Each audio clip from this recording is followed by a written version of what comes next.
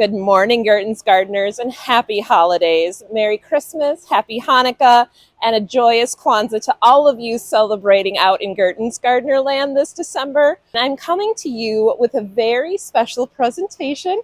Mikey, I hope you're watching this video because today we're looking at what does Karen or what does a Rosarian want for Christmas? If you have roses, you have probably a long wish list of things to help you take care of your roses. And we're going to go over some of my absolute favorites today. For those of you who are serious rose lovers, Rosarians, hobbyists, professionals, pretty much everybody in the biz uses Felco as their main pruning brand. And we have some amazing brands. So let me tell you, if you go with a different brand, I'm not going to tell you no. We have some amazing stuff by a lot of our other brands as well. I love Felco's products. They last forever. They have replaceable parts so that when something rusts, you can change it out. You can sharpen them. This is not something you use for a year and you throw it away.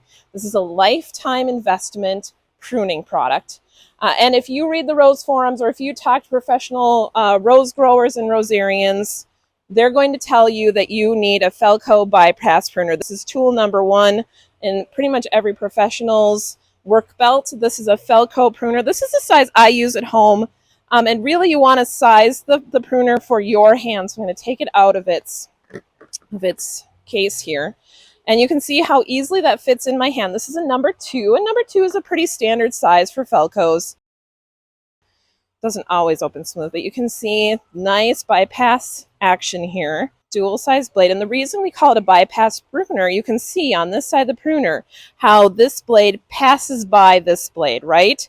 So that's a nice clean bypass action, and what that does is it helps prevent damage while you are pruning. If you're using a scissor pruner, you can often crush the cane on a rose. If you're using a scissor pruner, you don't want to use a scissor pruner. Always use a bypass. So this is a great investment product. I always keep the safety on. Always use it with a sheath. So this is our Felco sheath right here. I love my sheath, and I tend to be that person who will just stick things in a pocket, and I don't want to whack myself or cause injuries to myself. So make sure that whenever you're using pruner tools, you have a sheath for your pruner. So those of you thoughtful gift givers, get a sheath for their Felco. If they don't have that at home, it's a really easy kind of stocking stuffery gift. What better Christmas gift than safety for your loved one? As your roses get older and larger, like many of mine are, you're probably going to need a couple of extra tools come spring pruning time.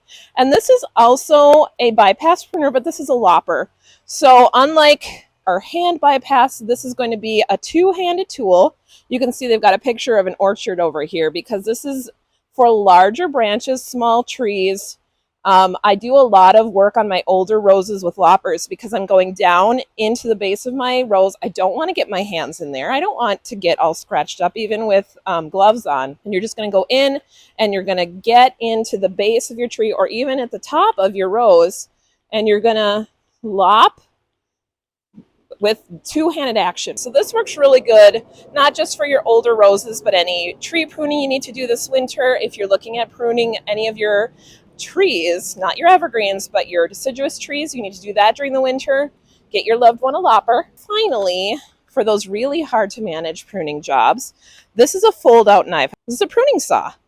And this works really, really good when you have to get really in somewhere and take out an old branch that maybe the diameter is too big even for your lopper to do comfortably, because really with a lopper you want one cut and you're done. If you can't push those two blades together and take that cane off or that branch off with just one fell swoop, you're really going to start to injure your plant. So that's when you move to a saw. It also works really good for roots. So if you're trying to get up an old plant out of the soil this spring and you run into a root that your shovel can't get, these guys are amazing. I love my folding pruning saw. This is my best friend come springtime. All of the benefits that Felco offers, which is replaceable blades, sharpenable blades, although it's a little bit more tricky because this is serrated. Really good, hard quality handles.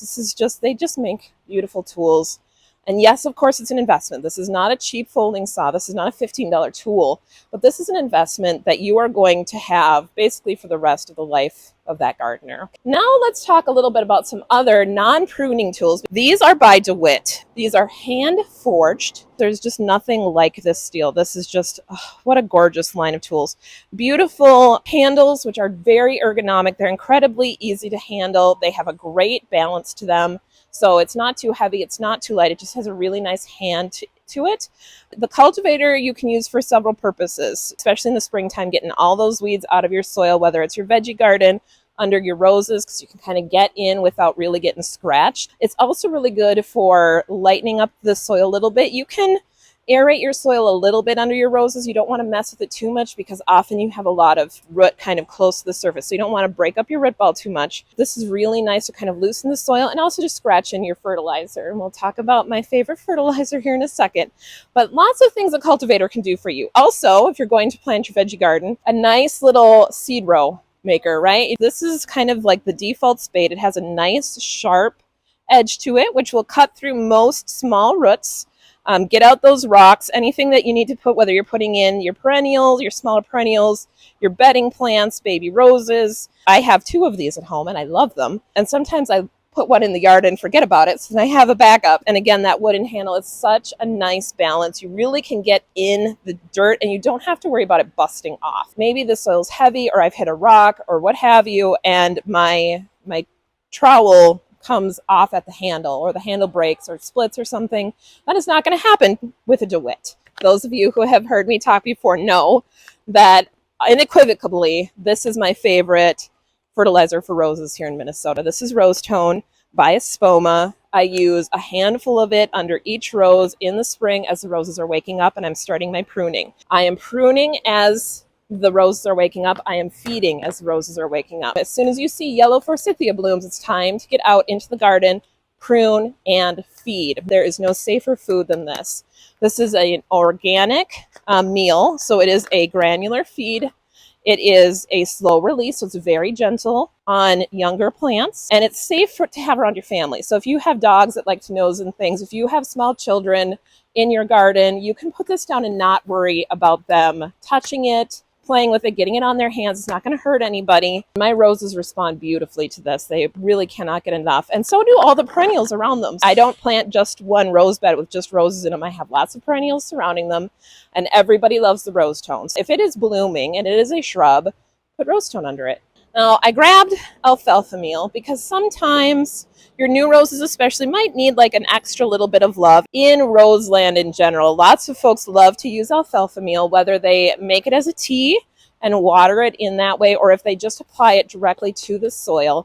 This can give, especially younger roses or roses that are having a small amount of nutrient issue, a little gentle boost without you throwing the pH of your soil off. So a lot of times folks will be like, oh, Karen, can't I use Epsom salt? Or can't I use this, that, or the other thing? And the problem with a lot of that stuff is that, especially with Epsom salt, that's magnesium, right? It's just a magnesium salt. That's what Epsom salts are. They're magnesium. What do we not want in our groundwater? Extra chemicals, extra salts. So please don't add magnesium unless you do a soil test and it says you need magnesium. If you want to give your roses a little boost, this is a much, much safer option. Alfalfa meal is very gentle. It has a little bit of nitrogen, a little bit of phosphate and potash. This is a great little application, and you're just going to sprinkle it in either during planting for a new rose, or you can put a little bit as a top dressing for an established rose if you just want to give it a little extra boost, but it doesn't need more rose tone because you've already applied the rose tone. If you are the kind of person who likes to love on their roses just that extra little bit, let's go with alfalfa meal. This is a trooper. This is a great shovel. So you can see it's a long handle. And why do I suggest long handle instead of a short handle? Because you can really get into the soil with a long handle. You can put a lot of force down in. When you're trying to move big clumps of perennials, like say, one of my favorite rose companions is Siberian iris, which are beautiful, but they get kind of weird as they get older. They get kind of like in weird rings, and those roots are like concrete. It is so hard to get through them. You really want to be able to jam a shovel down into that root ball to separate them out. Trooper has this amazing tread on the top of the shovel that's going to hook in with the tread on your shoe, so you can really get a hold and jump on that shovel without twisting your ankle. So Quick story, Karen twisted her ankle once using a bad shovel trying to get into her iris. Okay, this happens. Get yourself a good shovel. Don't twist your ankle. Be careful. And really use something that you can put a lot of force into without hurting yourself and still being able to do the work that you need to do in your garden. Trooper's got it all. This is a great, great shovel. And finally, of course, what better gift to give a rose lover than a new rose, right? Come and see me if you need a list of recommendations. I have so many favorites out on the lot to choose from. Maybe you want to put some height on the east side of your house. Pick Above and Beyond. It's apricot colored. It smells amazing. It has great autumn color. How about something to put next to your sidewalk? Maybe you need just a tiny pop of color. What about Popcorn Drift? What a lovely little rose. Yellow and pink and white and fragrant. Or are you looking for really, really good autumn color? How about Cherry Frost? 6 feet tall, beautiful, gorgeous shrub. Use it instead of a viburnum in a semi-shady location. You have bright red flowers. You have the most obscenely gorgeous autumn color that you could possibly ask for. Come and buy your loved one a rose. Give them a gift card and encourage them to come back in May and especially in June when the craziness has subsided a little bit. The roses are in bloom. And it is amazing looking out there in the corner. And come see me or come see any member of the nursery staff for recommendations. Have a wonderful holiday, Gertens Gardeners. And thank you so much for your patronage in 2023. We look forward to seeing you in 2024.